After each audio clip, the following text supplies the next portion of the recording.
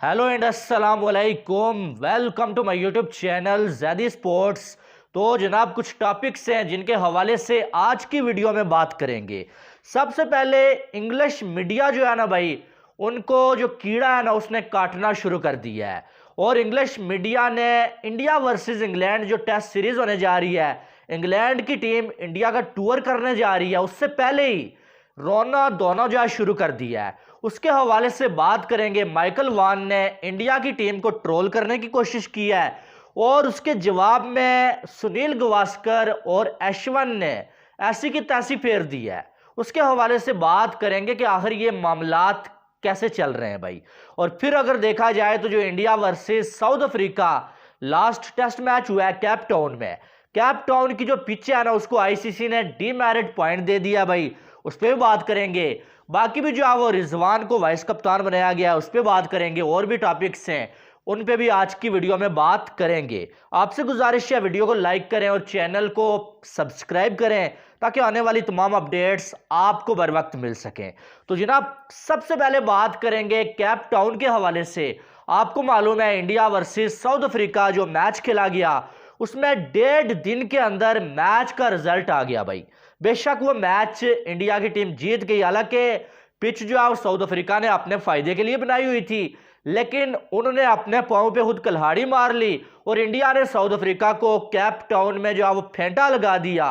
और वो काम इंडिया की टीम ने कर दिया जो एशिया की कोई टीम इससे पहले नहीं कर सकी थी। और कैप टाउन में साउथ अफ्रीका का जो घमंड है ना वो टूट गया। लेकिन अब आईसीसी ने बोला कि बेटा आ जाओ, तुम्हें बताते हैं कि ऐसी पिच बनाने का जो नतीजा होता है वो क्या होता है। हालांकि पिच का रोना धोना होना नहीं चाहिए। रोहित शर्मा ने भी उस दिन बोला कि जो पिच पे रो रहे हैं इनको मुंह बंद करना चाहिए, हमें कोई मसला नहीं है। लेकिन अब आईसीसी ने ये देखा, और यार आप देखें पिच जो होती है ना ये बड़ी इंपॉर्टेंट होती है, क्योंकि पिच के अलावा आप देखें एक पिच होती है यार कि जो बिल्कुल जो आप मरी मुरी पिच होती है, और एक ऐसी पिच होती है कि जिसमें बहुत ज्यादा जान होती है, ठीक है। और ये जो पिच थी आपको पता है कि बॉलें आके जो है वो खिलाड़ियों को लग भी रही थी, तेज बॉल निकल रहा था बहुत ज्यादा। और 1.5 दिन के अंदर मैच टेस्ट मैच का रिजल्ट आ जाना या रिजल्ट लाना, ये यानी कि टेस्ट क्रिकेट को कत्ल करने के बराबर है, ठीक है। तो इसलिए आईसीसी ने जो एक्शन लिया है भाई, और जो है वो डीमेरिट पॉइंट जो है वो कैप टाउन की पिच को दे दिया है। तो मुझे ऐसा लगता है ऐसा होना भी चाहिए था, और ठीक ही दिया। जब आप 1.5 दिन के अंदर मैच का रिजल्ट निकल के आ जाएगा भाई, फिर पीछे बचता क्या है, यानी कि ये तो फिर टेस्ट वाली बात ही ना हुई ना।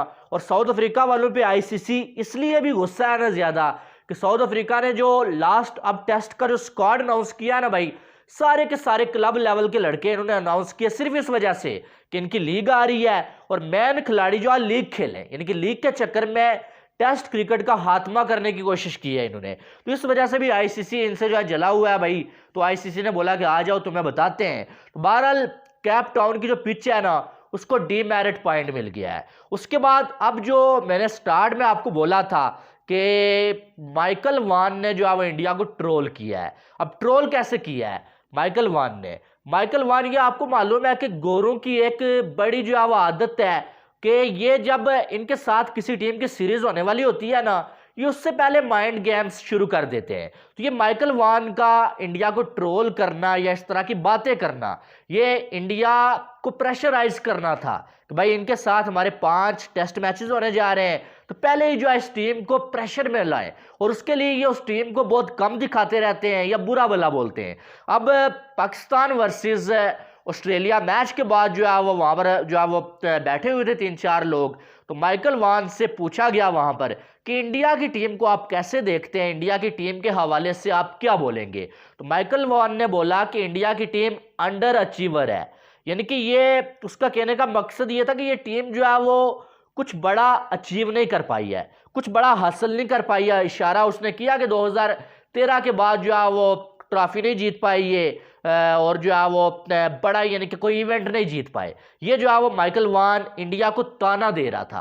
और साथ में उसने बोला कि यानी कि इस टीम की इतनी बड़ी अचीवमेंट्स नहीं है, तो जब ये कोई टीम बहुत बड़ा कुछ अचीव करेगी, बहुत बड़ा इवेंट आके जीत जाएगी, तो हम आगे फिर बोलेंगे कि वाकई में इस टीम में दम है। अभी उसका कहने का मकसद ये था कि इस टीम में दम नहीं है, माइकल वॉन ने ये बोला। अब अगर देखा जाए तो उसके जवाब में R Ashwin जो है वो आए भाई, तो R Ashwin ने जो है वो ये बोला कि माइकल वान की ये स्टेटमेंट सुन के मुझे जो है हंसी आती है, मुझे बहुत ज़्यादा हंसी आती है जब माइकल वान की ऐसी स्टेटमेंट्स में देखता हूँ।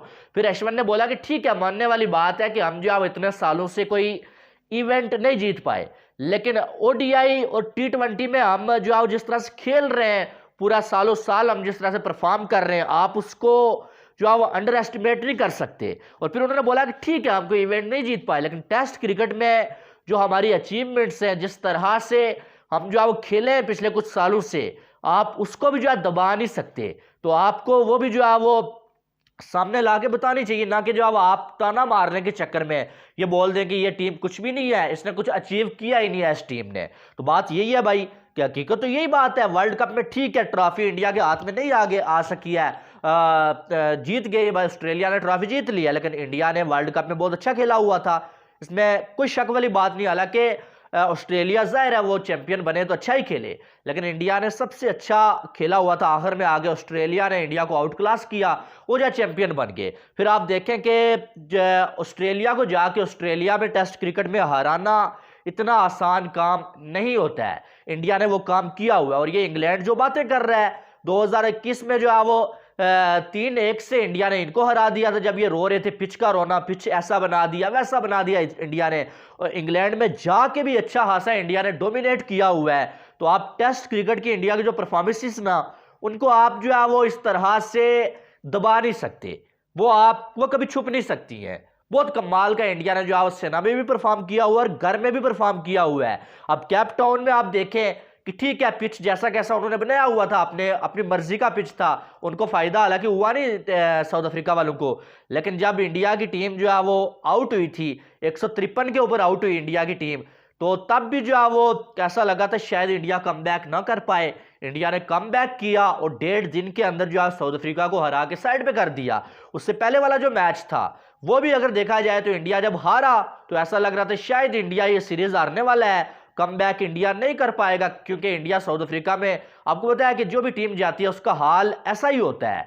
और एशिया की टीमें तो जीतने के बारे में सोचना ही फजूल सा लगता था कभी कभी, लेकिन इंडिया ने दूसरा मैच जीत के सीरीज को बराबर कर लिया। हालांकि ऑस्ट्रेलिया जैसी टीम साउथ अफ्रीका में जाके तिगनी का नाच नचती है। वो जब स्मिथ और वार्नर वगैरह ने चीटिंग की थी ना, वो भी साउथ अफ्रीका का यही था उनको कि यहाँ पर हमने जीतना तो है नहीं, जीत सकते नहीं है, कम अज कम चीटिंग करके ही जीत लें।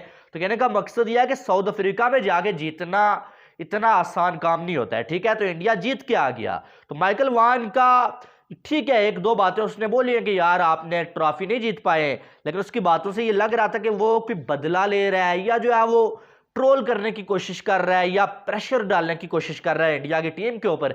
अब ये लफ्जी जंग इसको बोलते हैं, अभी काफी टाइम बाकी है सीरीज शुरू होने में, लेकिन लफ्जी जंग शुरू हो चुकी है, आर्टिकल्स लिखे जा रहे हैं, माइकल वान ने बात किया, उसके बाद इंडिया के साबिक खिलाड़ी भी जो है माइकल वान को अच्छा खासा ट्रोल कर रहे हैं। अब सुनील गावस्कर जो बात करते हुए कभी जो है पीछे नहीं रहते हैं, उन्होंने बोला है कि अब हमारी सीरीज उनके साथ शुरू होने वाली है जो पिच को लेके बहुत ज्यादा रोते हैं, यानी कि सबसे ज्यादा कोई टीम ऐसी है ना जो रोती है पिच को लेके, वो इंग्लैंड की टीम है। तो सुनील गावस्कर ने ये किस्म का ट्रोल किया उनको कि अब हमारी जो सीरीज है वो उनके साथ होने जा रही है जो सबसे ज्यादा जो पिच को लेके रोते हैं। तो हकीकत यही है कि अब आएंगे वो रोएंगे, बल्कि पहले ही रोना शुरू कर देते हैं। हमने इससे पहले भी देखा कि अश्विन ने जब इनकी जो है ऐसी की तैसी फेर दी थी इंडिया में, तब भी ये रो रहे थे और अभी तक उनका रोना धोना जारी है, पहले भी रोते रहते हैं। मैच जब होता है, मैच के दौरान भी इनका मीडिया रोता है और मैच के बाद भी ये रोते रहते हैं और इनका रोना धोना खत्म नहीं होता। और इंडिया के साथ इनकी एक और सीरीज आ जाती है जो कि अब आने वाली है। तो अब ये लफ्जी जंग होने वाली है भाई, और ये रोना धोना शुरू होगा इंग्लिश मीडिया की जानब से। बहरहाल इस बार भी इनको फेंटा लगने वाला है, इंडिया में एक बार ये आ जाएं, आप देखेंगे इनके साथ क्या होने वाला है। बहरहाल उसके बाद अगर देखा जाए तो मोहम्मद रिजवान को जो है वाइस कप्तान बना दिया गया पाकिस्तान की टीम का। मुझे अच्छा लगा, लेकिन मैं तो पर्सनली ये चाहता था कि रिजवान वाइस कप्तान नहीं, अगर बाबर को कप्तानी से हटाना है, शाहीन नहीं बल्कि मोहम्मद रिजवान कप्तानी डिजर्व करता था। इसको कप्तान आपको बनाना चाहिए था। तीनों फॉर्मेट में अगर कोई बंदा पाकिस्तान के लिए इसलिए इस वक्त परफॉर्म कर रहा है ना, वो मोहम्मद रिजवान है। लेकिन वही बात है, लॉबी चली थी और उसने शाहीन अफरीदी को कप्तान बना दिया। बहुत सारे लोग थे, साबिक खिलाड़ी भी थे, शाहिद अफरीदी बेशक आज कह रहे हैं कि मैं इसके पीछे नहीं था, मैं चाहता था कि शाहीन कप्तान ना बने, रिजवान बने। लेकिन भाई आपने साजिशें की हैं, आपने शाहीन को कप्तान बनाया। आप आके मुंह पे ये नहीं बोल सकते मैंने बनवाया, और लोगों की नजर में आप गिर नहीं सकते। आपकी एक स्टेटमेंट आपने उससे पहले नहीं देखी कि आपने कहा हो कि रिजवान को कप्तान बनाओ। आपने ये तो कहा कि बाबर को कप्तानी से हटाना चाहिए, लेकिन आपने कभी ये नहीं बोला कि रिजवान को कप्तान बना लिया जाए। अब शाहीन बन गया, आपका मकसद पूरा हो गया, और आप आगे भाई साहब लोगों को उल्लू बनाने के लिए। तो बहरहाल जो भी है ना, डबल स्टैंडर्ड्स चलते हैं। ज़का अशरफ की कुछ दिन पहले जो है एक ऑडियो लीक हुई थी, एक लड़की उनसे पूछ रही थी कि आपने रिजवान को कप्तान क्यों नहीं बनाया। तो ज़का अशरफ साहब ये कह रहे थे कि भाई साहब मोहम्मद रिजवान जो है वो किसी जो है वो कंपनी के साथ जो है जुड़ा हुआ है, और जो है वो इसलिए जो है वो उसको हम जो है वो तला नाम के बंदे के साथ भी इसके ताल्लुकात हैं, तो हम जो है इसलिए उसको कप्तान नहीं बना सकते, क्योंकि वो बाद में पाकिस्तान को फायदा नहीं देगा। तो अब ऐसा क्या हुआ अचानक कि आपने जो है वो उसको वाइस कप्तान बना दिया? ये भी जो है सोचने वाली बात है। फिर सुनने में ये भी आ रहा है कि रिजवान को ये भी कहा गया हफीज की जानब से कि T20 में आप बाबर और तुम दोनों ओपनिंग नहीं करोगे, बल्कि बाबर के साथ कोई और ओपनिंग करेगा, तुम्हें एज अ ओपनर नहीं खिलाया जाएगा। जिस पर रिजवान ने भी नाराजगी का इजहार किया कि भाई तो आप मुझे ओपनिंग से क्यों हटा रहे हैं, मैं तो परफॉर्म कर रहा हूं और T20 में मेरी एवरेज सबसे ज्यादा है, मैं अच्छा खेल रहा हूं, आप मुझे ओपनिंग से क्यों हटा रहे हैं। उसके बाद रिजवान को कप्तान वाइस कप्तान भी बना दिया गया है। बहरहाल अब देखते हैं क्या होगा क्या नहीं होगा। पाकिस्तान वर्सेस न्यूजीलैंड सीरीज होने जा रही है, इंडिया वर्सेस अफगानिस्तान होने जा रही है, जिसके लिए इंडिया का स्क्वाड भी अनाउंस हो गया है। कोहली और रोहित वापस आ चुके हैं भाई, KL राहुल को ड्रॉप किया गया है और संजू सैमसन को मौका मिला है, जो कि मेरे ख्याल में बहुत अच्छी और बड़ी जो है ये न्यूज़ भी है। और जो सेंचुरी उसने लास्ट लगाई थी, उसके बाद उसने कहीं ना कहीं BCCI को मजबूर भी किया कि भाई साहब मेरी जगह बनती है यहाँ पर। रिंकू सिंह भी मौजूद है, तो ये जो सीरीज़ है ये बड़ी इंपॉर्टेंट होने वाली है। यंगस्टर है भाई, देखना ही है कि क्या वो परफॉर्म कर पाते हैं या नहीं कर पाते। बहरहाल विराट कोहली और रोहित शर्मा को एक साथ T20 की टीम में देख के अच्छा लगा है, और अब ये भी साफ हो गया है भाई कि वर्ल्ड कप में ये दोनों ही आपको खेलते हुए नजर आएंगे, और इंडिया की टीम को लीड भी रोहित शर्मा ही करेंगे T20 वर्ल्ड कप में। बहरहाल माइकल वान के हवाले से आपकी क्या राय है वो आपने कमेंट बॉक्स में बताना है। बाकी आपने अपनी राय लाजमी देनी है। वीडियो को लाइक करें, चैनल को सब्सक्राइब करें, ताकि आने वाली तमाम अपडेट्स आपको बर वक्त मिल सकें। मिलते हैं नेक्स्ट वीडियो में, अपना बहुत सारा ख्याल रखिएगा। लव यू ऑल, अल्लाह हाफिज़।